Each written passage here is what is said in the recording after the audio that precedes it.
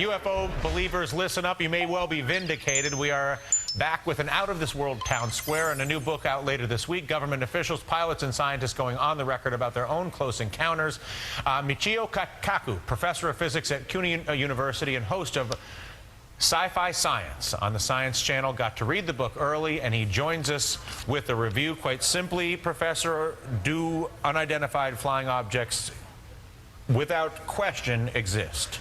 95% of all UFO sightings can be immediately identified as the planet Venus, weather balloons, weather anomalies, swamp gas, you name it, we've got it nailed. It's the 5% that give you the willies. 5% remain totally unexplained. And you're saying to 5% unexplained to the point where they are legitimately an unidentified flying object. And we're talking about generals. We're talking about Air Force pilots. We're talking about governors of states that claim that, hey, this is beyond our understanding of the laws of physics. Can I have an unidentified flying object that is not necessarily from some other place? It's possible, but we've looked at all the alternatives. These are multiple sightings by multiple modes. In other words, pilots, eyewitnesses, radar, visual sightings. These are very hard to dismiss, the handful of sightings. One over Alaska, another over Belgium, another over Iran.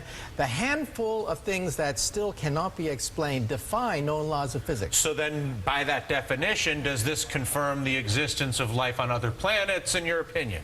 I wouldn't go that far. We need alien DNA or an alien chip. That would nail it to the wall right there. We don't have that. We don't have the smoking gun. But this book is as close as you're going to get to the smoking gun. We're talking about senior military officials who were involved in the investigations of these incidents saying we are clueless. If you were to look at those who argue, well, hang on, there's no way that they could get here from some other planet, that the technology doesn't exist, the stars are too far away, you rebut that sort of thinking with what?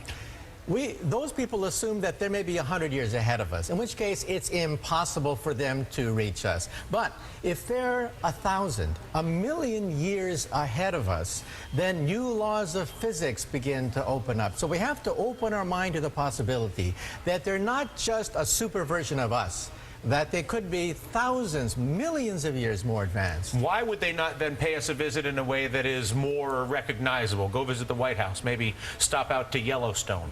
My point of view is if you're walking on a country road in, say, an anthill, do you go down to the ants and say, I bring you trinkets, I bring you beads, I give you nuclear energy, or perhaps maybe you step on a few of them?